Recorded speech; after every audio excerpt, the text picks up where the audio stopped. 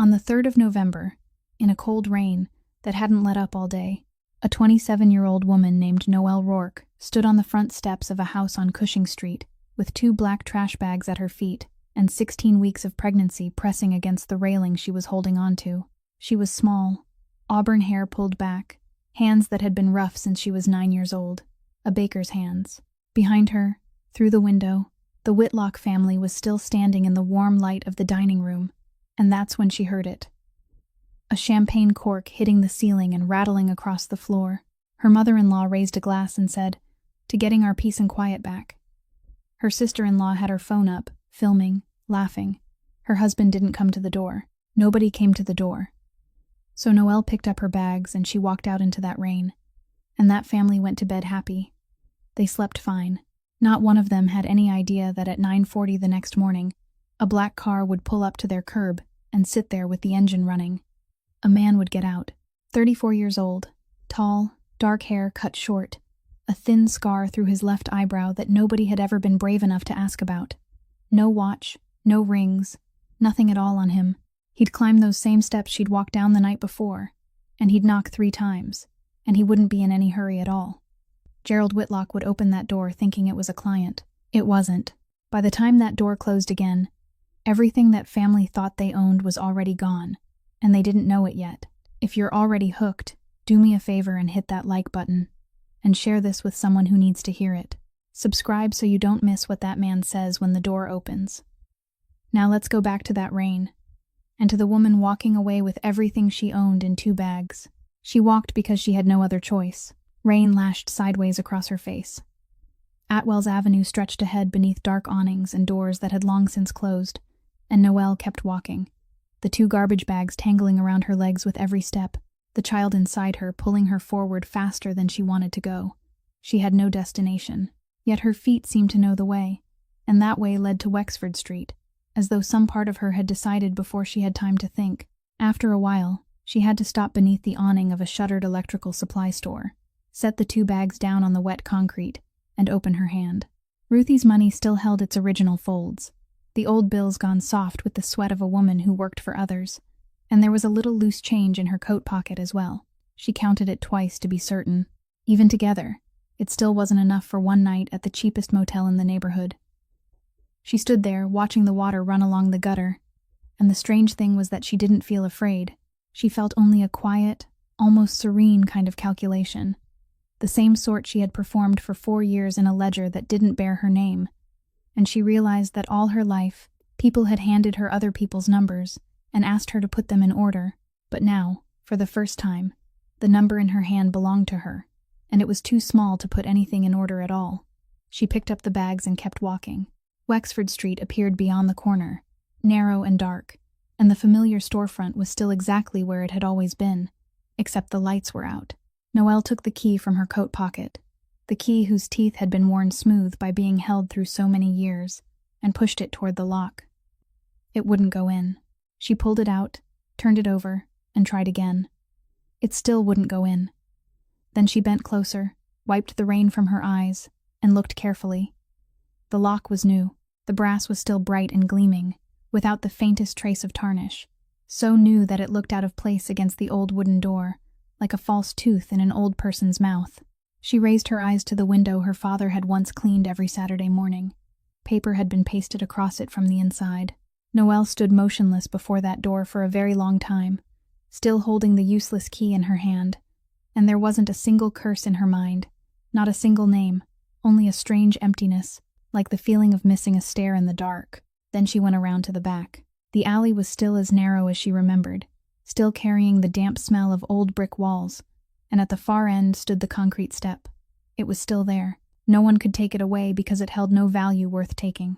She set down the 2 bags, braced one hand against the wall, and lowered herself onto the step where her father used to place the basket every night before turning off the lights.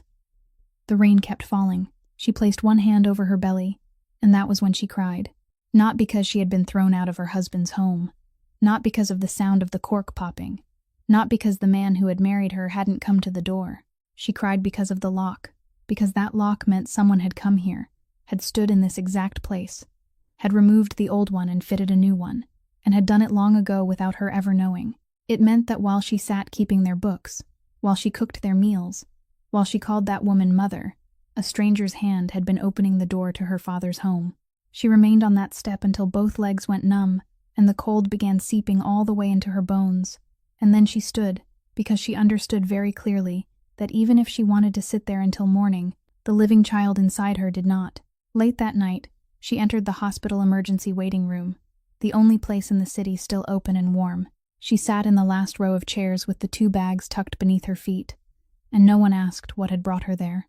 In the morning, a social worker passing through stopped beside her and handed her a printed list of shelters in the area. Noelle thanked her, folded the paper into quarters, and slipped it into the pocket of Ruthie's coat.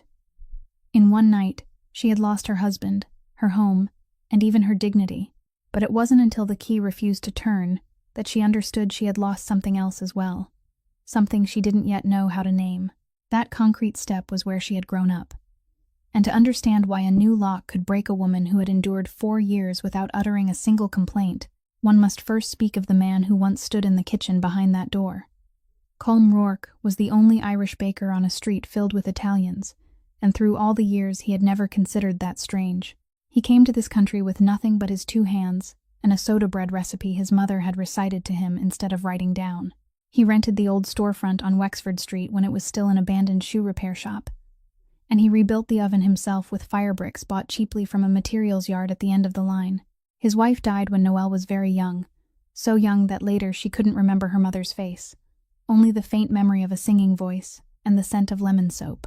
From then on, he raised his daughter alone amid the smell of yeast and the sound of the oven, and that little girl grew up in a kitchen instead of a playground.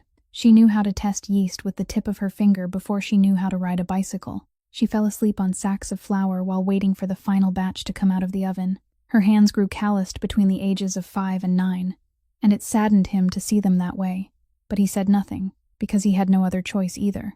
Even now, after reaching adulthood and sitting through more silent meals than she could count, she still believed that what he had taught her wasn't the craft of baking, but the ritual he performed every night before turning out the lights. He placed the soda bread loaves, still warm from the oven, into a wicker basket, covered them with a cloth, then carried the basket outside and set it on the back step. He did it every night, even on evenings when there had been almost no customers, even on evenings when he himself was counting every penny to pay for flour. Beside the basket, he propped up a small wooden sign he had carved with his own hands. The lettering was clumsy, some grooves deep and others shallow, and it bore only a few words. Take what you need. No names asked. One evening, when she was still a child, she followed him out to the step and asked why he didn't add the bakery's name to the sign so people would know where the bread came from and know whom to thank. He set down the basket, sat flat on the step so that his eyes were level with hers, and said, "The moment you put your name on it, you're selling it, not giving it anymore. When people are hungry, sweetheart, they don't want to owe anyone." She didn't understand those words for many years, and it wasn't until much later, after enduring a marriage in which every meal carried an unspoken bill, that she understood her father had been the wisest and brightest soul she had ever known. On the morning he died, he was alone in the kitchen as he was every other morning, before opening time, while the street outside was still dark and the oven had only just grown hot. They found him lying on the floor with flour still clinging to his hands, and the bread in the oven hadn't yet been taken out. Noelle received the call after daylight had fully broken. For many years afterward, she carried a private guilt inside her, the kind she never confessed to anyone, because that night she had slept too deeply and hadn't heard anything at all. The funeral was held on a dry, clear day, and more people came to the little church on the street than she had expected. Faces whose names she didn't know, older men who bowed their heads for a long time before quietly walking out without shaking anyone's hand. She remembered thinking, vaguely, that her father had known more people than he had ever told her about. 3 days after the funeral, when the paperwork began arriving at the house, Constance Whitlock came and sat beside her in the living room, placed one hand on her shoulder, and spoke in a voice so gentle that Noelle truly felt comforted at the time. "You need to rest," she said. "You're in no state of mind to deal with paperwork right now. Let me handle it." And Noelle, still in her 20s, having just buried her father and exhausted beyond measure, nodded. She handed Constance the entire stack of documents without having read a single line, and she even felt a weight lift from her because someone was willing to carry the burden for her. Later, Whenever she went back and counted everything she had lost, she always stopped at that exact nod. That nod opened the door to 4 years she would later call, silently within herself, the 4 nameless years. Only a few weeks after the funeral, Gerald Whitlock sat down at the dining table and said the accounts at the stoneworks were tangled beyond repair, that his daughter-in-law had always been good with numbers, and that when there was already someone in the family who knew the work, there was no reason to hire an outsider. Noelle agreed. She thought she was merely lending a hand while she waited for her grief to ease, and she needed something to do so she wouldn't have to sit still. She began by rebuilding the entire system, because what they called their books consisted of nothing more than bundles of invoices, stuffed into drawers and numbers, hastily scrawled on the backs of envelopes. She managed their accounts payable and receivable, prepared payroll for the workers, and reconciled the records with the stone suppliers, and within a single season she had pulled the stoneworks out of a cycle in which it came close to collapsing every month. She had no employment contract. She received no salary. Once, she timidly mentioned the matter, and Constance laughed as though Noelle had just told a joke. "We're family. Why wear yourself out keeping score?" That sentence closed the matter, and Noelle never raised it again. But there was one thing she did raise again. She controlled the operating ledger, which meant the money flowing in and out each day. But the loans, the bank documents, the guarantees, and the mortgages never reached her hands. She said she couldn't balance the accounts without seeing the other side, that she needed to examine the company's credit records, or at least know whom the company owed. Constance replied, "I'll handle that part." Noelle asked twice more, with months between each attempt, and both times the woman gave her exactly the same answer, without changing a single word or even the tone of her voice, like a door closing into the familiar groove of a hinge already worn smooth. Then came the season when Noelle lost her first child. In the hospital corridor, while she was still too weak to sit up, Constance stood just outside the room, speaking to her husband, making no effort to lower her voice, loud enough for every word to pass through the partly open door. "A man marries a woman so she can carry on his family line, Gerald." From the day Noelle returned home, she slept in the guest room, and for the rest of that marriage, Bradley never once asked her why. There were 2 things from those 4 years whose full meaning she wouldn't understand until much later. The first was the envelope. Every month, Constance handed her an envelope and said the bakery would rot away if it remained empty, so she had rented it out on Noelle's behalf, and naturally the rent belonged to her. Save it for the baby. Noelle didn't spend a single dollar of that money. She opened a savings account in the name of her unborn child, and every month she carried the unopened envelope straight to the bank, deposited the money, then brought the receipt home and placed it in a drawer. She did it with the same devotion her father had once shown when carrying the basket out to the back step. And each time the balance in the account rose a little, she felt something inside her grow warm. The second was the small bank savings account her father had left behind. It wasn't much, only what a baker had managed to save after a lifetime of rising before 4 o'clock in the morning. But it was the only property in the world that bore one name and one name alone, hers, and no one in the Whitlock household knew it existed. She had intended never to touch it. But then, during the first winter, Gerald failed to pay the workers for 1 pay period, and she sat before the payroll sheet staring at the empty columns, knowing that behind every one of those empty spaces was a kitchen with nothing in it to cook. She went to the bank, withdrew a small amount, and used it to cover their overtime pay. She entered the amount in the ledger beneath a nameless line, one only she understood, and she told no one, not even her husband, especially not her husband. It happened more times than she cared to remember. A little each time, and each time she promised herself it would be the last. By the night she stood in the rain with 2 garbage bags at her feet. Her father's money had been gone for a long time, and there was nothing left for her to withdraw. It all broke open on an afternoon in October, while she was reconciling the outstanding accounts, when Gerald entered the office at the stoneworks and placed a bank statement in front of her. $54,000 had left the operating account in a single transfer, not divided into smaller amounts, with no warning beforehand. Noelle looked at the statement, and her first reaction was the instinct of a bookkeeper. She immediately asked when the transfer had been made and where it had originated, because she knew better than anyone that she had built that system with her own hands. She had deliberately made it secure. A transfer couldn't be initiated from a telephone, and it couldn't be initiated from a computer at home. There was only one way to do it: by sitting at the computer in the stoneworks office, the one positioned beside the window overlooking the stone yard, and signing in with an account authorized to transfer money. She had designed it that way because she feared losses, because she wanted every dollar leaving the account to leave a trail behind. And now the system log was lying right there, clearly printed, identifying that exact computer, that exact hour in the early afternoon, and an account bearing her name. She read the line 3 times, and she understood at once that the lock she had fitted with her own hands to the door of her home had trapped her inside. They didn't call the police. They didn't bring in an auditor. They called her home for dinner. That evening, the long table in the Whitlock dining room had been cleared. There was no food, only several printed pages arranged neatly in the center. 4 people sat on one side. Gerald sat in the middle, Constance beside her husband, Bradley beside his mother, and Tamsin at the far end with her arms folded across her chest. Noelle sat alone on the other side, and because her pregnant belly forced her to push her chair slightly farther back than usual, she looked lonelier still. Constance spoke first, and she began so gently that anyone listening from the hallway might have thought she was advising her daughter-in-law about some matter in the kitchen. "I don't want to make this into something bigger than it needs to be," she said. "I only need you to tell me the truth," Noelle explained. She spoke about the system log, said that someone else knew the password, said that anyone who entered the office could sit at that computer, and reminded Constance that she herself had asked Noelle to open the system for her several times. She spoke with the calm voice of someone who believed the truth needed only to be presented clearly for everything to be settled.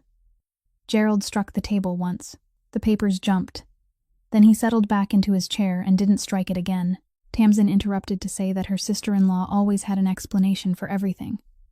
And throughout that entire hour, Bradley didn't say a single word. At last, Constance turned to her son and asked in the voice of a mother granting him the right to decide, though in truth, she had made the decision before they ever sat down at the table. She asked whom he believed. Noelle looked at her husband. 4 years beneath the same roof, 4 years of keeping the books for his family, 4 years in which he had watched her become pregnant, lose their child, and become pregnant again, and all she needed from him was one sentence. Bradley lowered his eyes to the empty plate in front of him and said, "I don't know anymore, Mother. Some words don't need to be spoken loudly to bring something crashing down." Noelle remembered that after those words, she could no longer clearly hear what followed. She caught only fragments of Constance's voice speaking about the company's reputation, about the family needing time, about how it would be easier for everyone if her daughter-in-law made her own arrangements.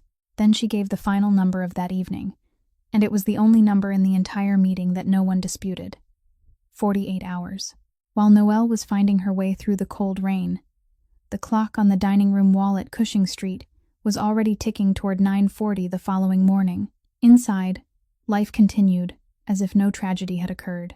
In the kitchen, Ruthie Alvarez stood washing the very champagne glasses used to celebrate Noelle's departure the night before, the warm water running over her numb hands. In the dining room, Gerald was loudly negotiating a stone shipment, while Constance sipped her morning tea and Tamsin scrolled through her phone. Then came the 3 measured knocks. It wasn't a loud noise, yet it froze the entire house. When Gerald opened the door expecting an ordinary business client, he found himself facing the tall man in the gray coat, the stranger with the thin scar through his eyebrow who spoke without urgency, yet stripped away their entire empire in less than 2 minutes. From the kitchen doorway, Ruthie watched in utter silence as the man set 2 thin manila folders onto the foyer table. She didn't need to read the legal seals to know what they contained. She only saw Constance's face drain of all color as the full weight of their newly assigned debt was laid bare.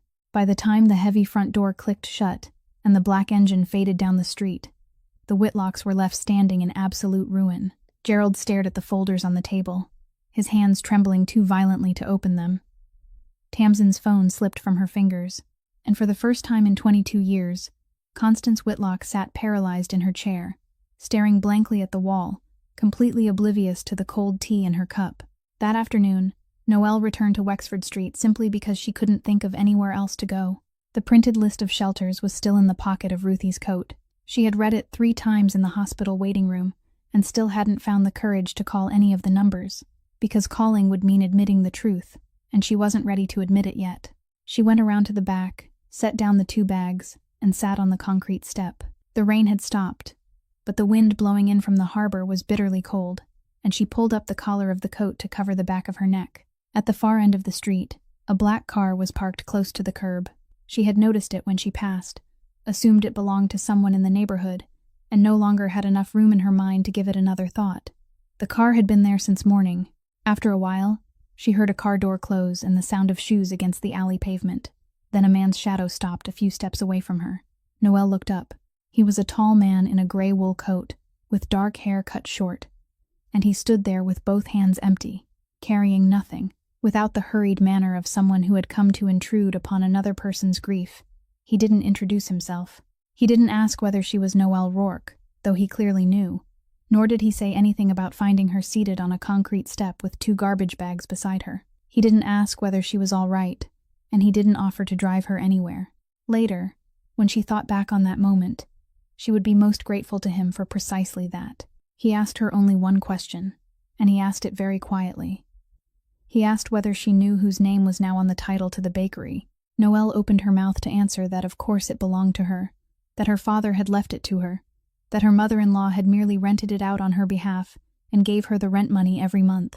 But the words couldn't leave her mouth. They caught somewhere inside her because, in that same instant, she saw again the bright brass lock on the front door, and she understood that she was about to hear something she had truly known since the night before, but hadn't yet been willing to name. The man bent down, placed a document on the step beside her, then moved back 1 pace to give her room to read. It was an official property record. Noelle picked it up with both hands. She was a bookkeeper. She could read a document like that faster than she could read a page from a story, and her eyes went directly to the 2 most important lines. The first was the date of transfer, and that date lay far back in the past, much farther than she had imagined, long before the evening in the dining room, long before the child inside her had been conceived, back in the months when she was still taking an envelope to the bank every month and depositing it into the savings account for her unborn child. The second line contained the name of the new owner, and it was the name of a family company bearing her husband's surname. Then her eyes dropped to the bottom of the page. Her signature was there. Noelle sat motionless, staring at that signature for a very long time. It looked like hers. It looked so much like hers that if someone had placed it before her in the middle of a stack of other documents, she might have passed over it without noticing. But she had signed that name every day throughout her life, and there are certain things only their owner can see. The slant leaned the wrong way. The first letter had been written more slowly than she ever wrote it. Slowly, like the hand of someone trying to make it look right, rather than someone signing her own name. Whoever had written it had done so with great care, and Noelle had never been careful with her signature. She sat there for a very long time holding the document, in the exact place where her father had once set down the basket every evening. Wind swept through the alley, and a cloth hanging from the neighbor's clothesline snapped sharply in the air. There was no anger inside her then, only a slow and chilling understanding that what they had taken from her wasn't a bakery. A bakery could be bought again, reclaimed, or fought for in court. What they had taken was the place where her father had once stood. After she had finished reading the document and had sat in silence for a while, the man reached into his coat pocket, took out a ring of keys, and placed it on the step where the property record had been lying. He said there was a small room on the 2nd floor above a closed flower shop at the end of the street. The room was vacant, with hot water and heat, and it had a private entrance on the side of the building, so she wouldn't have to pass through anyone else's space. Noelle looked at the keys. She asked how much it cost each month. He answered that there would be no charge. She was silent for several seconds, then stood, swaying slightly after sitting for so long, and bent down to pick up the 2 bags. The man didn't try to stop her. He merely stood there, watching her struggle with them. And that was when she finally spoke, though she didn't raise her voice at all. I have just discovered that someone signed my name to a stack of documents I had never read. Don't ask me to take on another debt without knowing its terms. A silence followed. Then he gave a very slight nod and told her to sit down. From an inside pocket, he took out a pen and a blank sheet of paper folded in half, rested it on his knee, and began to write. He wrote in large, square capital letters, the handwriting of a man who wasn't accustomed to writing very much. He wrote the address of the room, the monthly rent, a fair amount equal to what a room in that neighborhood would normally cost and not $1 less, and stated that the tenant would begin paying in the first month after finding employment. Then he handed the paper to her. Noelle took it and read it. She read every line slowly beneath the fading light in the alley, then read it a second time. It was the first document in her life that she had read from beginning to end before signing. She signed it. Then she looked up and asked why he was doing this. The man gazed toward the entrance of the alley for a moment. He told the story briefly, adding nothing, his voice as flat as if he were reading a column of numbers from a ledger. He said that when he was 19 years old, he owed money to the wrong people and had been forced to run in the middle of winter with nowhere to sleep. For 3 nights, he sat outside behind a bakery on Wexford Street because some warmth still radiated from the oven wall. He said he was so hungry he couldn't sleep, and at dawn on the first morning, he found food that had been left outside. The same thing happened on the second morning, and again on the third. I didn't know who he was, the man said. He didn't ask who I was either. That is the reason.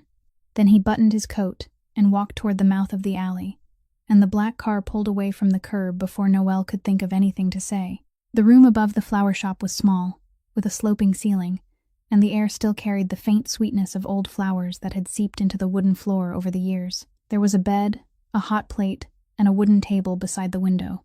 That evening, Junie Kowalski arrived carrying a pot that was still warm and wrapped in a towel, with a canvas bag tucked beneath one arm. Junie worked at the hair salon on Atwell's Avenue, and she and Noelle had known each other since their school days. She stepped inside, looked around the empty room, looked at the 2 garbage bags that still hadn't been opened, then set the pot on the table and said there were only 2 things she could bring for now. From the canvas bag, she took out a pair of hair-cutting scissors. Noelle laughed, her first laugh in 2 days, and the sound startled even her. Junie moved the chair into the middle of the room, draped a cloth around her friend's shoulders, and cut her hair there in the center of the empty room. Noelle's hair fell onto the wooden floor in a small circle, while steam rose from the pot of soup on the table beside the window. A few days later, Noelle took the first month's rent to Ironwater Pier because the handwritten agreement clearly stated that payment was to be delivered there, and she wanted everything done properly. The pier stood at the far end of the district, a long row of warehouses with trucks lined up waiting, and nearly 30 men were loading and unloading cargo in the yard. When the man's black car came through the gate, every pair of working hands stopped for exactly 2 beats. No one greeted him, and no one looked up. Then they resumed their work as though nothing had happened. Noelle stood at the edge of the yard and saw it all. The older driver led her into the office and introduced himself as Ottavio. The room he showed her was unlike any office she had entered during her 4 years of bookkeeping. There was only a wooden desk, a telephone, and a leather-bound ledger placed neatly in the center of the desktop. There was no computer. There wasn't a single screen. Ottavio noticed her looking around and said, in a voice as calm as if he were discussing the weather, "He doesn't use email. In nearly 20 years, no one has read a single word he has written." Noelle placed the money on the desk, accepted a receipt, and left. But the leather-bound ledger followed her in her thoughts all the way back to the room above the flower shop. And that evening, when she sat at the wooden table beside the window, she understood something very simple. That man recorded everything by hand because he wanted to know for certain who owed what to whom. Yet for 4 years, she had kept the books for a family, without ever being allowed to see the other side of the ledger. She took out a school notebook Junie had bought for her, and she began. Her first step was to obtain her own credit reports from all 3 credit bureaus. And when those pages came out of the printer, she sat staring at them for a long time before she found the courage to read them. Then she began making calls. She called every creditor, every finance company, every equipment leasing company, and she spoke in the calm voice of a professional, asking exactly the right questions, requesting exactly the right copies, and recording the name of each person who answered and the time of every call. Some places kept her on hold for half an hour. Some promised to send the documents within 10 business days. Some asked who she was to be asking about a loan in her own name, and she had to explain herself 3 times before anyone understood.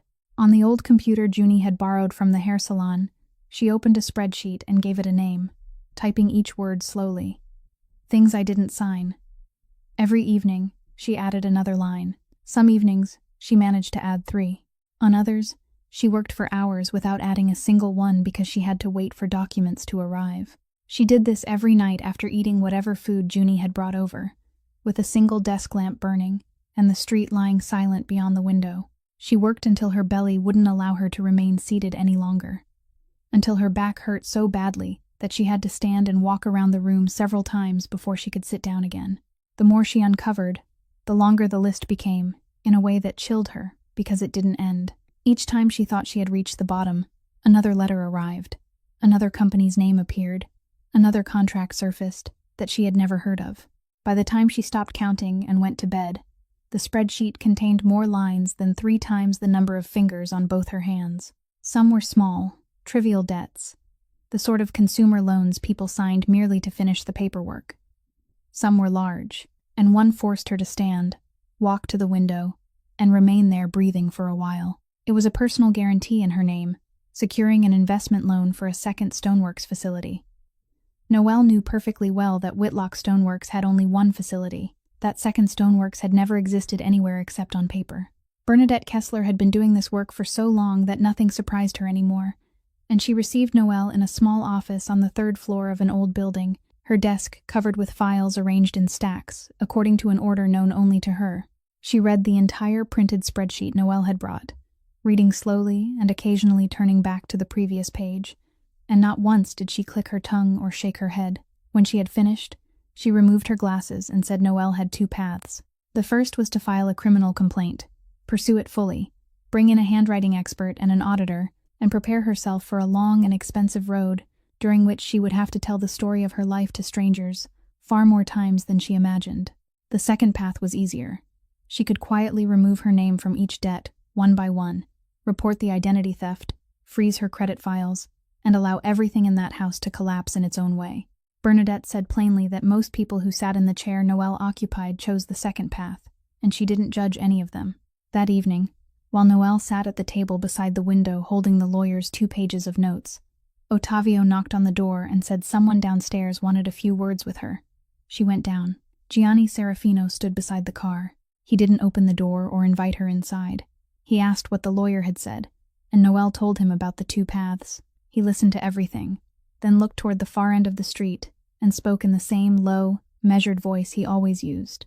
"This can be finished in a week. You won't have to sit in any room." He offered no further explanation. He didn't say what he would do or who would do it, and the fact that he didn't need to explain was what gave those words their weight. Noelle stood motionless for a moment. She understood perfectly well that if she nodded, the bakery's title would be returned to her before the end of the month. The debts bearing her name would disappear from every record as though they had never existed, and she wouldn't have to sit across from the woman who had called her daughter for 4 years. She understood, and for one brief moment, she truly wanted to nod. But then she said, "If you do this your way, they remain clean, and I remain stained." Gianni turned to look at her. She continued, speaking slowly because this was something she had considered through several long nights while calling the creditors. She said everyone in the neighborhood was telling one another that the Whitlocks' daughter-in-law had stolen a large sum from the family company and run away, that the story had already passed through the hair salon, the fish market, and the churchyard, and that if everything ended in silence, the story would remain forever. She said people would see only the Whitlock family collapse, and they would tell one another that the girl had played the game better than anyone realized. "I need the name Rourke to be read aloud in broad daylight, in a room with witnesses," she said. "Not to take revenge on anyone. I need it so that one day, when my child attends school in this neighborhood and someone speaks about its mother, there will be a document to point to." Then she spoke her final words in the voice of someone stating an obvious truth, rather than making a declaration. "I grew up inside a bakery oven, Mr. Serafino," she said. "My family is more accustomed to 4 o'clock in the morning than it is to darkness." Gianni didn't answer immediately. He remained there for a long time with one hand resting on the roof of the car, and Noelle could see clearly that he wasn't searching for a response. He was searching for a weakness in the argument she had just made, searching out of the habit of a man who had spent his entire life finding weaknesses in other people. He searched and found none. Something almost imperceptible changed in his face, and later, when Noelle remembered that evening, she would think it hadn't been the expression of a man indulging a woman. It was the expression of a man who had just lost an argument no one had managed to win against him in a very long time. Then he nodded. The following month, when the rent came due, Noelle returned to Ironwater Pier with the payment. She had found a few small bookkeeping jobs for a shoe repair shop and a fish market in the neighborhood. The money wasn't much, but it was enough for her to carry the envelope there without borrowing from anyone, and she cared more about paying on time than she did about paying in full. She was waiting in the outer office, where several plastic chairs stood in a row along the wall, when the door to the inner office opened. The man who emerged was in his late 50s, and wore a work jacket with his name embroidered over the chest, and he walked with the posture of someone whose spine had just been pulled from his body. Noel would later learn that his name was Desmond Vale, that he had managed the warehouse at the pier for nearly 20 years, and that everyone there knew his face. They had just discovered that for a long time he had been secretly diverting cargo for his own benefit. He had taken only a few steps when he saw her and stopped short. He looked at her pregnant belly, looked at the envelope in her hand, then spoke in a hoarse, urgent voice, the voice of a man who knew he had only seconds left. "I don't care who you are. Listen to me. Don't accept anything from him. Anything at all." Ottavio approached from behind, placed one hand very lightly on the man's shoulder, and guided him toward the door. No one raised a voice. No one was restrained. The outer door closed, the sound of shoes faded across the concrete yard, and only the steady hum of the ventilation fan remained in the waiting room. Then, Gianni appeared in the doorway of the inner office. He didn't ask whether she had heard anything. He merely said, "Please come in, Miss Rourke." Noelle stood there for one beat. She thought about what the man had just said, about the ring of keys placed on the concrete step, and about the handwritten agreement in large capital letters that she had read twice before signing. Then she stepped inside. The room was exactly as it had been before, with the wooden desk, the telephone, and the leather-bound ledger lying open in the middle of the desk, a pen resting across the page. Gianni sat down and lowered his eyes to the ledger. He wrote one line, then stopped. Noelle placed the envelope on the desk, pushed it toward him, and said she wanted a receipt. He took out a receipt, wrote the date and the amount, signed it, and slid it back to her. She folded it in half and slipped it into her coat pocket. She should have left. Instead, she remained standing there and asked, "He has a daughter, doesn't he?" She didn't know why she had asked. Perhaps it was because of the work jacket with his name embroidered on it. Perhaps it was because of the way the man had looked at her belly before he had time to decide what to say. Gianni didn't look up. His eyes remained on the ledger, the pen still in his hand, and he answered in the voice of someone reading an entry that had already been recorded. "I have paid her tuition for next term." The girl had nothing to do with what her father did. Then he finished writing the line. Noelle left Ironwater Pier and walked home, moving very slowly because something had just rearranged itself inside her mind.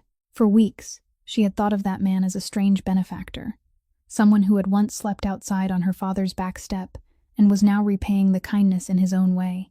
Now she understood that her understanding had been incomplete. He never threatened anyone. He didn't strike tables as Gerald did, didn't raise his voice, and didn't speak a single word for the sake of sounding powerful. He simply informed people. He said something would happen, and then it became so. The most frightening part wasn't that the man had been made to leave. It was that Gianni hadn't needed to raise his eyes and watch it happen. The entire city listened to him, and he never had to speak loudly. Noelle crossed Atwell's Avenue with one hand resting on her belly, and for the first time, she thought with perfect clarity and complete awareness about exactly whom she owed. On the morning when the man in the gray wool coat climbed the steps of the Whitlock house and placed 2 folders on the foyer table, he didn't merely bring down a family.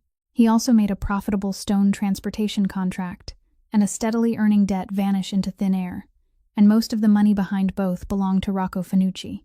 Rocco didn't react immediately. He was the kind of man who could sit quietly for several weeks, ask a few questions in exactly the right places, and eventually discover that the man who shared ownership of a lending company with him had personally destroyed a profitable arrangement without asking anyone's permission.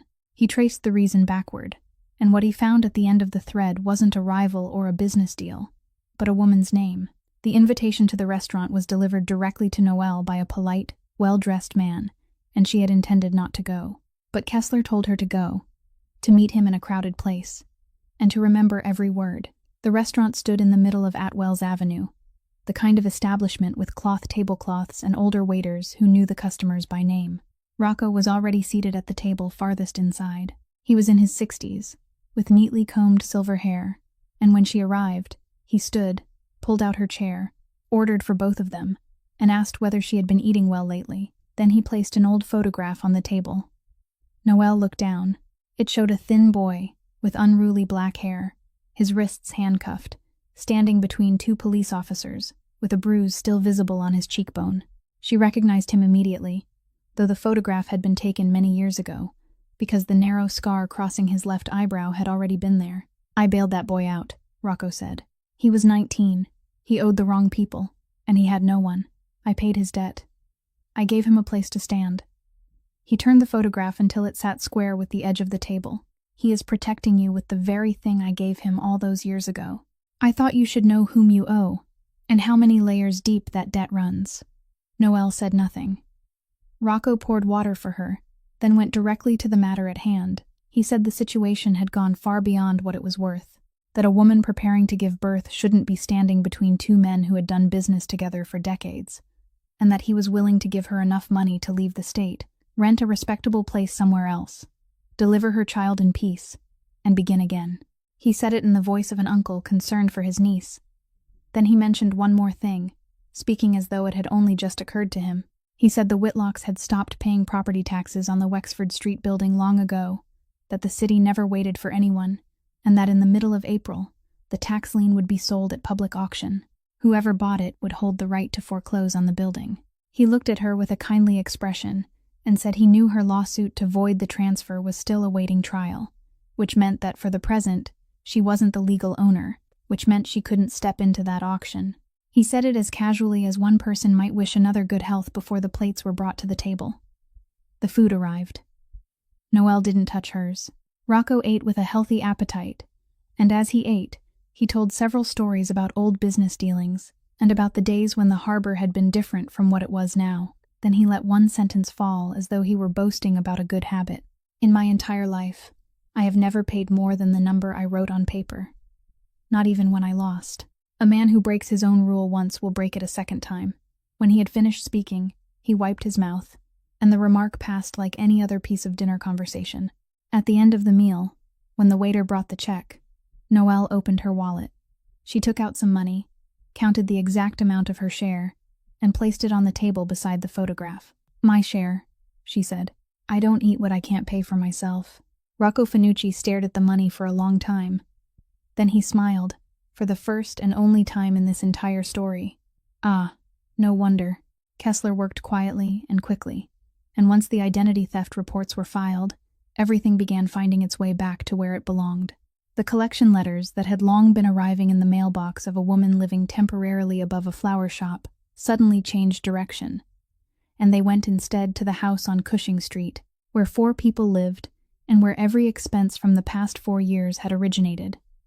First came one letter, then several, then a stack so thick that the mail carrier had to bend it to fit it into the box. And after that stack arrived, people began calling her. Bradley sent messages throughout an entire night. The first came before it was very late and contained only 2 words, asking whether she was still awake. Then the messages grew longer. He wrote that he missed her, that the house was terribly cold now, and that his mother couldn't sleep. He wrote that he knew he had been wrong, and he repeated it many times in different words. Finally, when morning was almost breaking, he sent the message Noelle would keep for a long time afterward, as a reminder to herself. I was wrong. But you never gave me a chance either. Noelle read every message. She didn't answer a single one. 2 days later, he came to see her. He stood beneath the staircase along the side of the building and pounded on the door. Not hard, but for a long time. The kind of pounding made by someone who believed he had the right to have the door opened for him. Noelle went downstairs and opened it. She stood in the doorway with one hand gripping the stair railing, her pregnant belly forming a barrier between them, and he began to speak. In less than a minute, he said a great many things, that everything had slipped beyond his control, that he only wanted them to sit down and talk properly for once, and that the baby was his child too. Noelle allowed him to finish. Then she said exactly one sentence. That night, you stood in the kitchen holding a glass. I don't need you to apologize. I only need you to remember where you stood. Then she closed the door and went upstairs. She heard him remain below for a long while, no longer pounding, and then the sound of his shoes slowly faded along the sidewalk. The third person came one afternoon, and Noelle hadn't expected her. Sloane Pryor was young and neatly dressed, carrying a small leather-bound notebook and wearing the expression of someone who had come to make everything clear.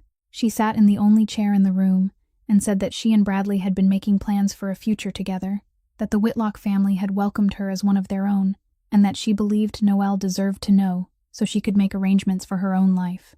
Noelle poured her a glass of water and listened. Then, purely from professional habit, she asked one question. She asked whether Constance had given Sloane any papers to sign. Sloane said yes, 3 documents. Constance had told her they would make the formalities easier. She had signed them at the dining table, and it had all happened very quickly. Noelle asked whether she had read them. Sloane opened her mouth to answer, then stopped. She remained silent for a long time, her hand tightening around the glass of water. She asked Noelle what those 3 documents would usually be, and Noelle explained them calmly, without adding a single comment, exactly as a bookkeeper would explain something to a person who knew nothing about bookkeeping. Sloane Pryor stood before the water had time to grow cold. She thanked Noelle and left, and several days later, Bernadette Kessler's office received a file containing photographs of every message exchanged between Sloane and Constance Whitlock. They were accompanied by a single line, stating that Sloane wanted no further part in the matter and asking that her name be kept out of it. After reading everything, Kessler called Noelle and said that in this profession, sometimes the person who came to watch you lose was the one who gave you exactly what you needed most. On the morning Noelle was scheduled to file documents at the county courthouse, snow had been falling since the night before, and the entire city was buried in white. Ottavio accompanied her, because Kessler had told her not to go anywhere alone anymore. She finished filing the documents and signing the papers, and when she stepped through the courthouse doors, Gerald Whitlock was waiting at the foot of the steps. He blocked her path and began shouting in the middle of the crowded sidewalk, accusing her of destroying an entire family, of taking their money and then hiring a lawyer to come back and tear them apart, and saying that if her father were still alive, he wouldn't have raised his daughter this way. He didn't touch her.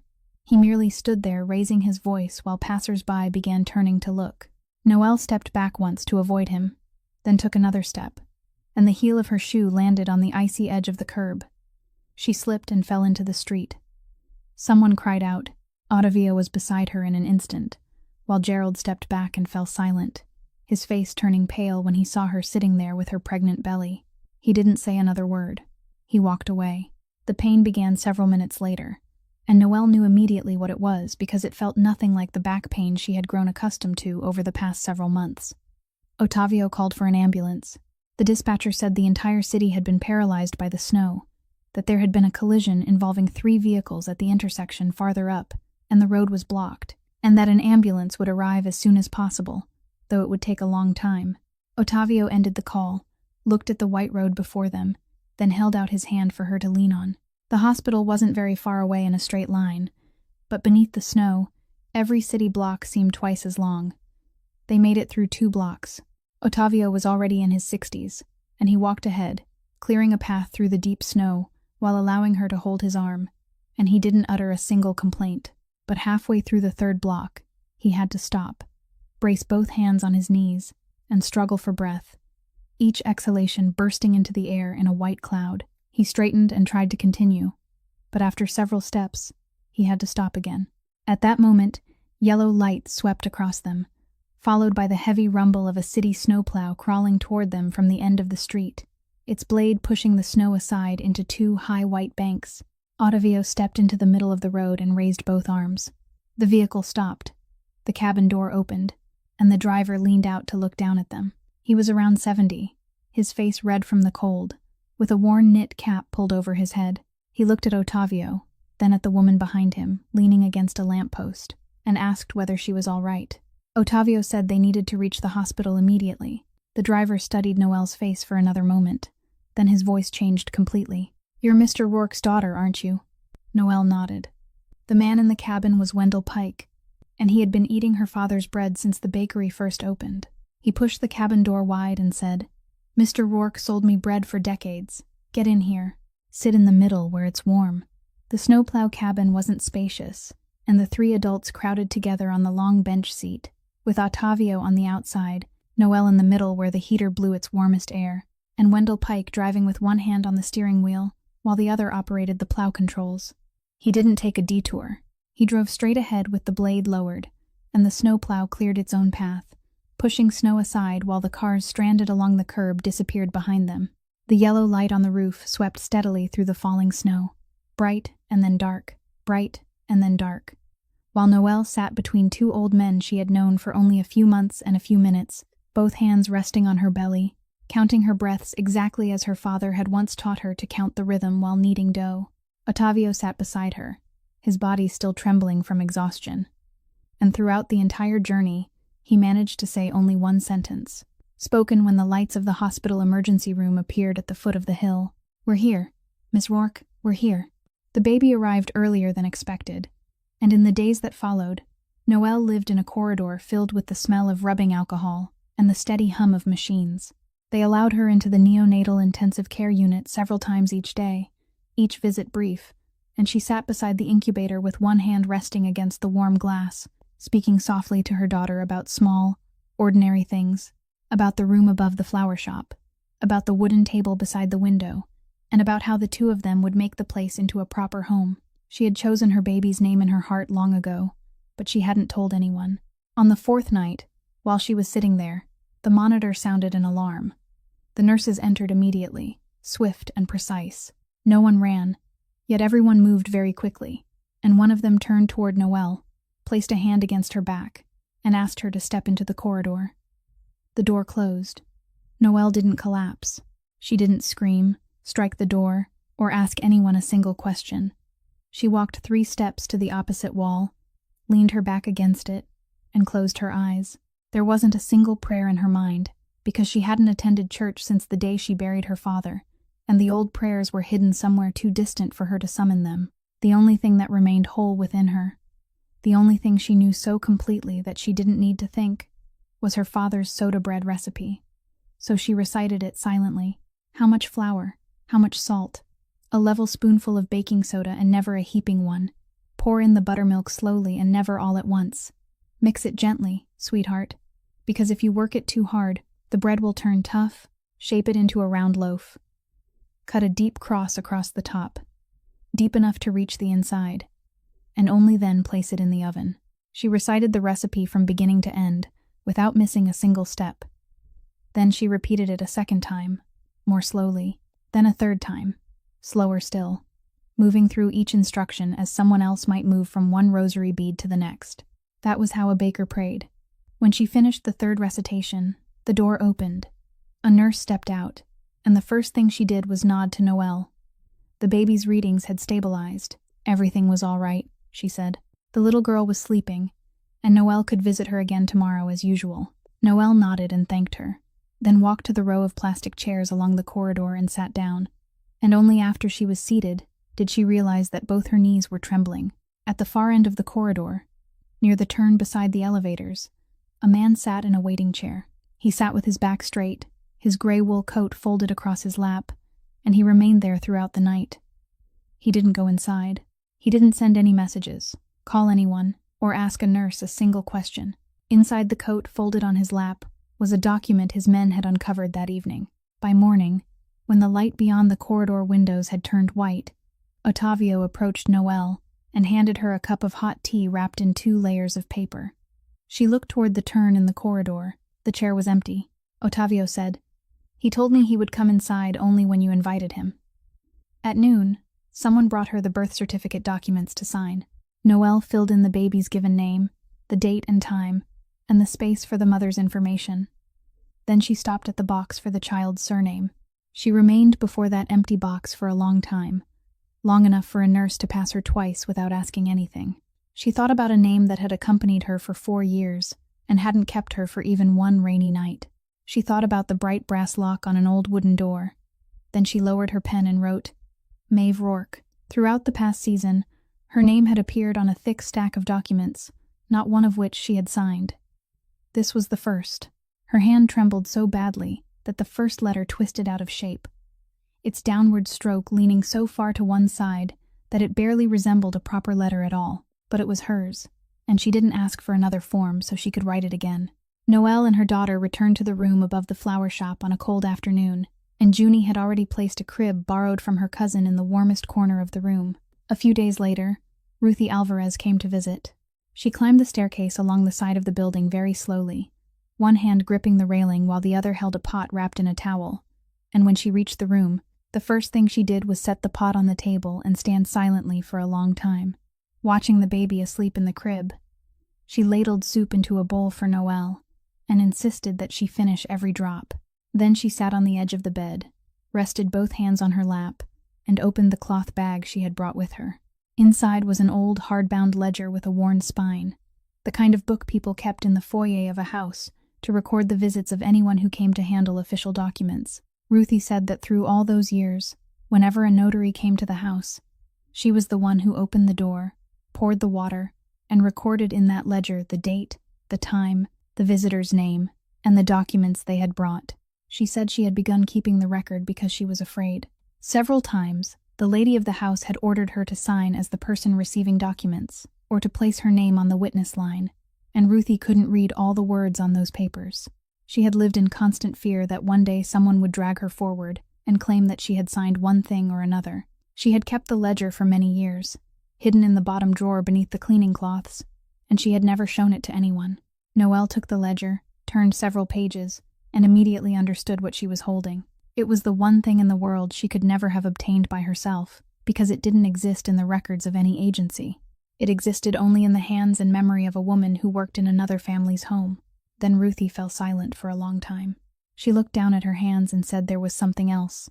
Something she had carried even longer than the ledger, and that it was the real reason she had come that day, not the pot of soup. She began speaking about the night Colum died. There had been a party at the Whitlock house that evening, a large celebration for the lady's birthday, with many guests, and Noelle had been told to remain beside her mother-in-law throughout the evening to receive them. Ruthie said that early in the evening, Constance had taken her daughter-in-law's purse and said she would put it away so it wouldn't be in the way. "You're the eldest daughter-in-law," she had said. "You must stand beside me and greet the guests." Then she carried the purse upstairs to her bedroom and left it there. Ruthie knew because she had gone upstairs later to clean the room and had seen the purse resting on a chair. Then Ruthie's voice began to tremble. She said that late that night, after nearly all the guests had left and she remained behind cleaning, she heard the telephone inside that purse ring. It rang for a while and then stopped. A little later, it rang again. Then it rang a third time when dawn was already breaking. Ruthie had been standing in the hallway, and she had heard it clearly. She had intended to go downstairs and call Noelle, but Constance was below, and Ruthie had worked for that family long enough to know the price of doing something on her own without being told, so she didn't go downstairs. She went home. By the following morning, the entire neighborhood knew that Mr. Rourke had died in the kitchen of his bakery. Noelle sat motionless. For all those years, she had carried the belief that she had slept too deeply that night, that if she had been awake, perhaps everything might have been different, and that thought had remained inside her like a grain of sand in a shoe, causing a little pain every day. Ruthie looked up at her, her eyes red, and spoke the words Noelle would remember for the rest of her life. "You keep blaming yourself for sleeping through those calls, but you didn't sleep through them. You weren't even allowed to have your own telephone." That night, after Ruthie left, Noelle couldn't sleep. She fed her daughter, placed her back in the crib, then sat at the table beside the window with the notary ledger open before her, and did what she had been doing for so many nights, comparing every date and time in that book with every line in her spreadsheet. Near dawn, exhaustion finally overcame her, and she went to the bed and lay down.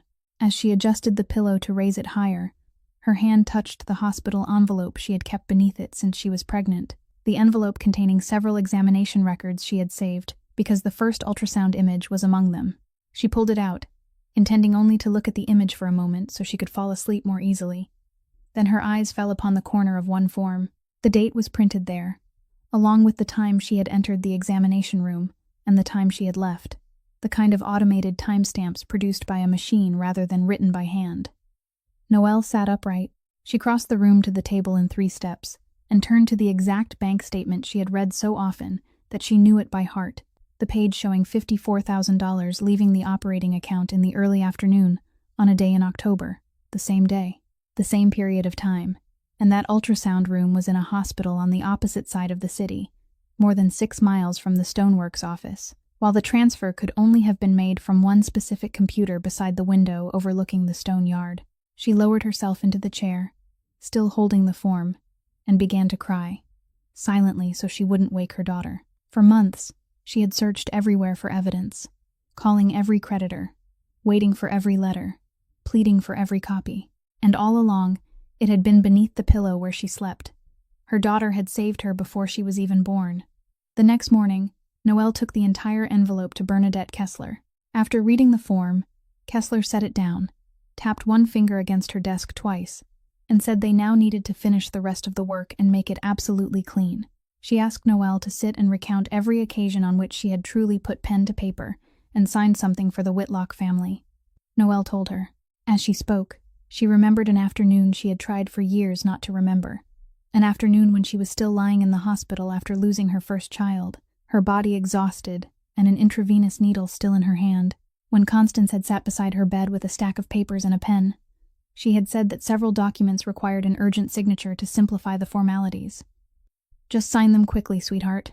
I'll hold the papers for you." Noelle had signed them without reading a single line.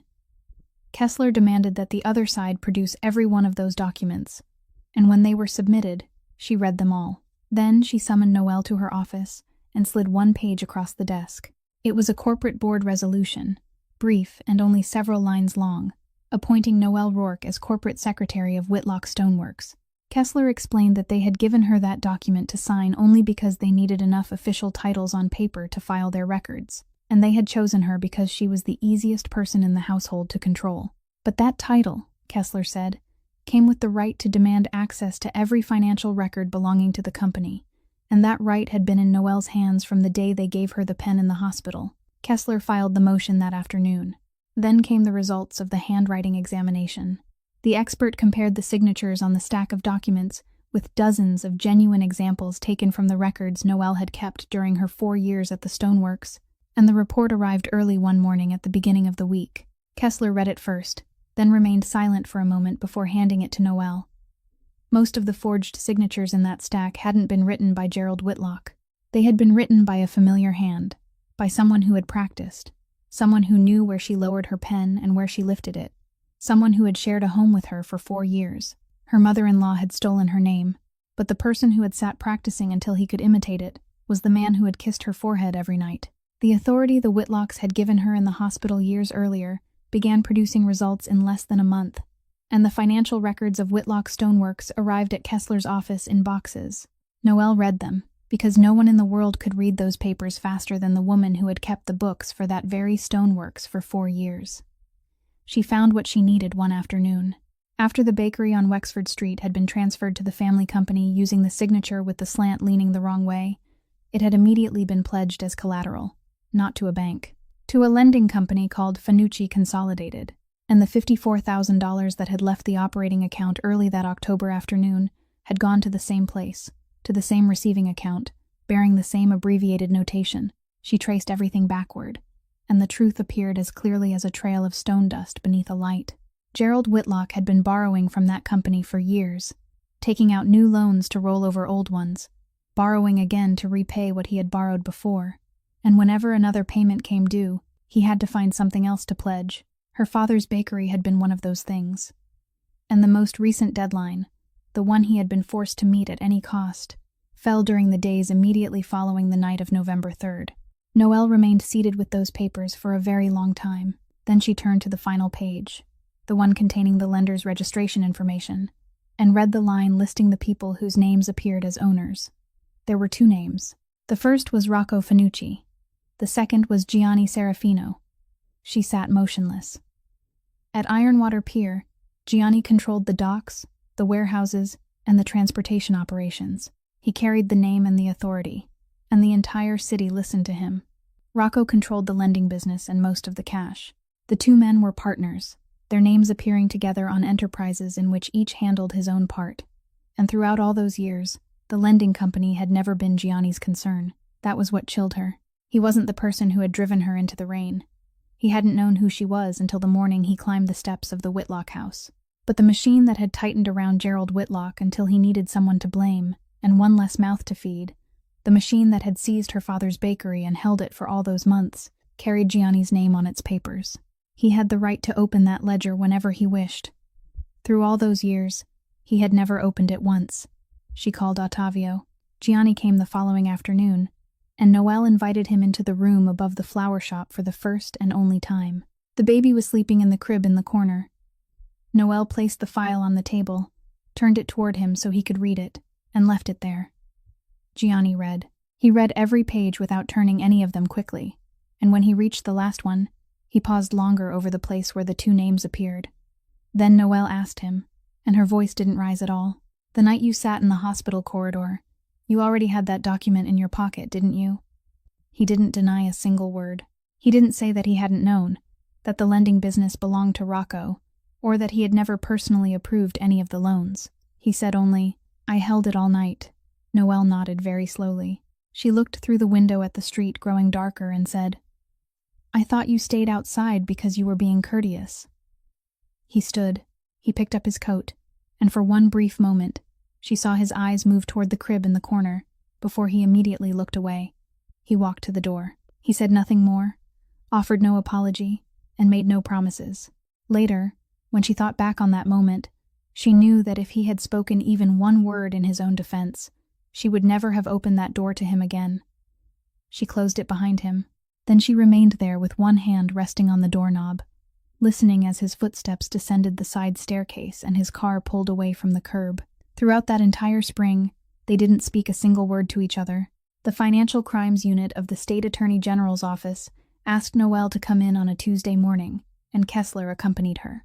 Before they entered the room, the lawyer made certain Noelle understood her position. Among that stack of documents were several papers Noelle had truly signed, and although she had signed them while lying in a hospital bed with an intravenous needle in her hand, her signature remained on those pages. What the Attorney General's office was offering was immunity from prosecution for that part. In return, they wanted her to tell them everything. For 4 hours in a windowless room, Noelle told the story from the nod she had given after her father's funeral to the property record placed on the concrete step. She told them about the notary ledger, the ultrasound form, the board resolution appointing her corporate secretary, and the results of the handwriting examination. Then they asked about Finucci, Consolidated. She placed the file on the table and told them exactly what she had read, that the bakery had been pledged to that company as collateral, that the money she had been accused of stealing had gone there, and that the company was registered in the names of 2 men. She read both names aloud. She didn't offer a single word in defense of the second name. She didn't tell them that the man had never opened that ledger, nor did she conceal the fact that several weeks earlier, the same man had personally brought his books to that very office and surrendered them. She stated both facts in the same voice, and allowed the people on the other side of the table to arrange them for themselves. That afternoon, Ottavio waited for her on the street below. He asked nothing during the entire drive home, and only when the car stopped in front of the flower shop did he turn toward her. He asked why she had given them the part that incriminated the man who had saved her. There was no reproach in his voice, only confusion, the confusion of someone who had followed one man for nearly his entire life. Noelle remained silent for a moment, with one hand resting on the car door handle. Then she said, "He saved me without telling a single lie. I can't save him by telling one." Ottavio nodded and asked no further questions. Meanwhile, on the other side of the city, everything was tightening around Gianni Serafino with remarkable precision. Rocco Finucci withdrew all his capital from 2 logistics companies, and he completed the entire process within a single business day, filing the documents in the morning and transferring the money that afternoon without a single telephone call of warning. Ottavio later told Noelle about that day. He said Gianni had been meeting with several officials from the Port Authority when the news arrived. He listened to everything over the telephone on his desk, said thank you, ended the call, then returned to the meeting and continued from the exact point where he had stopped, as though nothing had happened. The meeting lasted nearly another hour. That evening, he sat in the car for a very long time in the parking lot, Ottavio told her. He didn't call anyone. I waited outside and smoked several cigarettes. The next morning, he told me to drive him to the bank. He mortgaged his own house. Several days later, Gianni personally carried the leather-bound ledger into the prosecutor's office. He didn't allow anyone else to carry it, and he didn't send it through a lawyer. He entered through the front door in broad daylight and placed it on the table. They asked whether he understood that by surrendering it, much of what it contained would be used against him. He said he understood. Then he added one more sentence, the only sentence he spoke that morning, and the person sitting across from him recorded it word for word in the official statement. There are dozens of names in this ledger. I can repay every one of them with money. Except one. On that morning, in the middle of April, Maeve had a slight fever after her routine vaccination the day before, the ordinary warmth in the forehead of a healthy baby who had just received her shot, and the nurse at the clinic had warned Noelle that this was normal, and that she needed only to nurse her often and keep watch. Noelle knew that, but the baby was restless and clung to her mother, so Noelle sat down and held her for a little while longer, then a little longer still, And when she finally looked at the clock, she knew she was late. Junie hurried over to watch Maeve. Noelle took a taxi to the city administration building, but by the time she arrived, the registration desk had closed. The woman seated there explained very kindly that registration for the auction had ended nearly an hour earlier. Noelle could go inside and watch, but she wouldn't be allowed to bid. Noelle stood there with the envelope in her pocket, the envelope containing everything she had saved through months of keeping books for the shoe repair shop, the fish market, and the pizza parlor on the corner, money she had earned at night after her daughter went to sleep. Now it rested in her pocket, useless. She entered the auction room and sat in the row reserved for spectators. The room was small, with wooden chairs, and each lot was called by number in a flat voice like someone reading names from a medical waiting list. When the lot for the building on Wexford Street came up, 3 people raised their bidder cards. 2 withdrew very quickly. The remaining bidder was a young man in a gray suit seated in the front row, and Noelle recognized him because he was the same courteous man who had delivered the invitation to her before the luncheon on Atwell's Avenue. He raised the price calmly and steadily, like someone completing one last minor task on a list of errands. Noelle sat motionless. There was nothing she could do. Not one document in her possession could help her then. Not one number she had recorded in her spreadsheet mattered, and nothing she had learned during 4 years of bookkeeping could help, because she wasn't permitted to raise her hand. She sat there watching the building where her father had rebuilt the oven with his own hands drift toward a man who had never set foot inside it. Then, several rows behind her, an elderly woman rose to her feet. Ruthie Alvarez held a bidder card in her hand and raised it. Her voice trembled, but she spoke loudly enough for everyone in the room to hear. Noelle turned completely around. The old woman didn't look at her. She stared directly at the platform and raised her card again. The clerk recorded the bid. The man in the gray suit raised the amount by another increment. Ruthie lifted her card. He raised it again. She raised hers once more. Eventually, when the price had climbed far beyond what anyone in that room believed an old building on Wexford Street could possibly be worth, the man in the gray suit lowered his bidder card, took out his telephone, and stepped into the corridor to make a call. The entire room waited. He returned less than a minute later. He sat down, placed his card face down on his lap, and didn't raise it again. The auctioneer brought down the gavel. In the corridor, Noelle rushed toward Ruthie, who was trembling so badly that she had to brace herself against the wall. 4 or 5 older men stood waiting there, holding their hats in their hands and wearing old work coats, and Noelle recognized several of their faces. The oldest stepped forward, introduced himself as Emmett Boone, and said, "You won't remember us, Miss Rourke, but for 4 years, the payroll came up short every month, and somehow the money was always there. We aren't fools. We were only waiting for today." They had pooled their money together and added every dollar Ruthie Alvarez had saved for retirement after 22 years of working in a house on Cushing Street. By the time they reached the sidewalk, Noelle still couldn't form a proper sentence. Ruthie opened her old wallet, searched through it for a moment, then drew out a small piece of paper folded into quarters, its creases worn so thin that they were nearly torn through. She handed it to Noelle. "Mr. Rourke gave me this when I had just arrived in this country," she said. "He told me, 'Don't give this number to Noelle. She will never call for herself. When she has no doors left to knock on, make the call for me.'" Ruthie had called that number at dawn on November 4th, from the public telephone booth at the end of Cushing Street. At the far end of the block, a black car stood close to the curb with its engine still running. No one stepped out. It remained there until the taxi carrying Noelle disappeared from sight, and only then did it pull away. The mediation session was scheduled for a morning near the end of the month, on an upper floor of a public building, in a conference room with a long table and windows overlooking the harbor. Before they entered, Bernadette Kessler stopped in the corridor and said exactly one sentence, as concise as everything she said. The file that had left the other side, with no room to deny the truth, had been delivered by a man who brought it in with his own hands, and that man had already accepted his share of responsibility for what it contained. Noelle listened. She said nothing. She adjusted her collar, picked up the file, and entered the room on her own. The 4 members of the Whitlock family sat on one side of the table. Gerald sat in the middle, visibly older, the collar of his shirt hanging much looser around his neck than it once had. Constance sat beside her husband, her back still straight, and her hair still carefully arranged. Bradley sat beside his mother without raising his eyes. Tamsin occupied the farthest seat, Noelle sat across from them with Kessler beside her, while Ruthie Alvarez sat in the row of chairs behind them, both hands resting on her old purse. Maeve was at home with Junie. The mediator read several lines of procedure and opened the session. Gerald spoke first, using the voice of a man who believed the entire matter had been exaggerated beyond reason. "We're family. Everyone signs a few papers for one another." Kessler didn't respond. She merely pushed the file into the center of the table. Constance waited until it was her turn, then began to cry. Her tears came at exactly the right moment.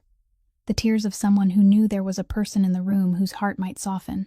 She spoke about the years she had kept her daughter-in-law beneath her roof, about the meals they had shared, about how she had regarded Noelle as her own daughter, and about how every family endured difficult times. Then she wiped her eyes, looked up, and delivered her final blow. "If Colm were still alive, he would be ashamed of you." The entire room fell silent. Noelle stood. She didn't shout a single word. She opened the file, turned to the first page, and began reading aloud. She read the date of the first document and the name of the loan it concerned. Then the second. Then the third. She read in the level voice of a bookkeeper presenting a balance sheet to a supervisor, without emphasis and without raising her voice. And because of that, every date that fell onto the table sounded like a small stone dropped into a basin of water. The fourth document. The fifth. The mediator stopped taking notes. At the sixth, Noelle paused. She lifted the page and looked directly across the table at the man sitting beside his mother with his head lowered. She didn't say his name. She said nothing about the handwriting, the expert examination, or the evenings he had spent practicing. She merely looked at him for the length of 3 breaths, then lowered the document and continued with the 7th. Everyone in the room understood. After reading the 10th document, she closed the file. Then she spoke, more slowly this time. "My father left me 2 things, a bakery and a basket. You were able to take the bakery because a bakery has a value written on paper. But when you picked up the basket, you didn't know what it was for, so you put it down. That is the entire reason you are sitting on that side today while I am sitting on this one." Constance opened her mouth, then closed it again. Noelle continued, "You asked whether my father would be ashamed of me. Here is my answer. My father gave bread to a boy sleeping outside on his step without asking his name. You threw your pregnant daughter-in-law into the rain and opened a bottle of wine. One of those 2 people should be ashamed. You decide which one." Then she sat down and handed Kessler the paper listing what she wanted. Kessler had prepared a much longer list, had calculated the highest amount the other side could be required to pay, and had advised Noelle to demand everything. She didn't demand everything. She asked for 3 things. First, the return of every document belonging to the bakery on Wexford Street and the cancellation of the fraudulent transfer. Second, repayment, according to a schedule under which the Stoneworks employees would be paid first, receiving in full all the wages and overtime they had been denied during those 4 years, while Noelle's portion would be placed last, and paid whenever the money became available. Third, a written statement signed by all 4 members of the family, confirming that Noelle Rourke had never taken a single cent from the company, and that statement had to be read aloud in that very room, before the mediator, the clerk, and everyone seated there. Gerald read the paper and pushed it toward his wife. Constance read it, and she no longer cried. Bradley was the first to sign. He reached for the pen, and everyone at the table could see his hand trembling. What followed came slowly and steadily, in the way all rotten things eventually collapse. The repayment schedule was placed under supervision, and the stoneworkers were paid first, exactly as the signed agreement required. The house on Cushing Street was listed for sale during the summer, and sold near the end of the season. The divorce was finalized without anyone contesting a single matter. Tamsin locked all her social media accounts, and no one ever saw her post anything again. There was also one detail Noelle learned only later, when Kessler reviewed the records before closing the case. The debt on the Whitlock house and the stoneworks had been sold to a neutral trust in the middle of winter, long before the mediation session, and the man who sold it hadn't kept a single dollar in profit. No one had pushed the Whitlocks. They had simply stood for too long on a foundation they had never poured themselves. The bakery documents were returned to Noelle at the beginning of summer, and she opened the door and stepped into the dust and cold of a kitchen whose oven hadn't burned in years. The brick oven was still there, with a long crack running down one wall. While removing the damaged brick so it could be rebuilt, she discovered one loose brick, and behind it was a rusted tin cookie box. Inside lay her father's handwritten recipe book, its pages yellow with age, and a stack of uncashed, anonymous money orders purchased with cash, the kind that didn't bear the sender's name. There was one for every year, across nearly 2 decades from the boy he had once fed, the amount increasing with each passing year, and Colum had refused to cash a single one of them. Noelle sat down on the kitchen floor and counted them. Alongside them was a handwritten page.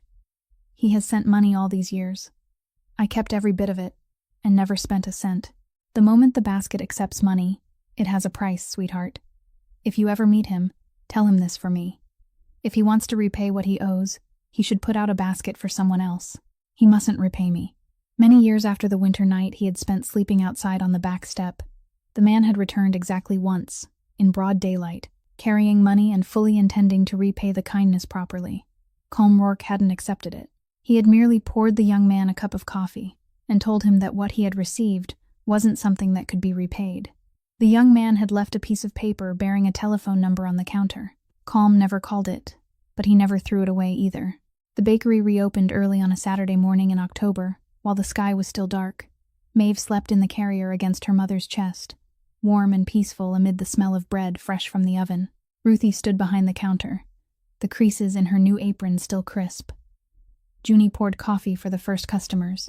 Ottavio sat at the corner table reading the newspaper like a regular who had occupied that seat for years. In the kitchen, a man stood with his sleeves rolled up, washing trays, and pinned to the work schedule beside the door was a handwritten note in large, square capital letters, the paper he had given Noelle several months earlier. Beneath experience, he had written exactly one line: washed trays for 2 weeks when I was 19. When the first batch came out of the oven, Noelle placed several loaves in the wicker basket, covered them with a cloth, carried it outside, and set it on the back step. Then she hung her father's wooden sign in its old place. She had carved only one additional line beneath the original words. Still no names asked. That morning, a woman stood alone across the street, much thinner than before, clutching an old purse in her arms. Noelle saw her. She went inside, took a loaf that was still warm, walked across the street, and placed it in the woman's hands. Constance opened her mouth to speak, but Noelle didn't allow her the chance. My father gave people bread without asking their names, so today, I won't ask who you are either. Then she turned and went back inside. The bell above the door rang behind her. That winter, Ruthie Alvarez held the first health insurance card she had ever possessed and wept in the middle of the bakery counter, crying even as she continued wrapping bread for the customers. The letter Bradley sent to his daughter was placed inside a box labeled, "For Maeve, when you are old enough to decide for yourself," and one morning, the basket was empty before daybreak. Footage from the old camera at the entrance to the alley showed a black car stopping there, a man in an expensive coat stepping out, standing before the wooden sign and reading it for a long time, taking one loaf of bread, and leaving. This story leaves us with 3 very simple truths. A kind person isn't someone who gives forever, but someone who can give without surrendering their own name. Anything that requires us to remain silent in order to be loved isn't love, and giving without asking someone's name is the only way to preserve the dignity of both the giver and the receiver. If today's story touched your heart, please subscribe to the channel, press the like button, and share it so that every day we may continue listening together to more stories of human kindness. How did Noelle's story make you feel? Please leave us a comment. We sincerely want to hear what lies deep within your heart. We wish everyone watching this video good health, a joyful life, and peace in every day ahead. Goodbye, and we look forward to seeing you again in the next video.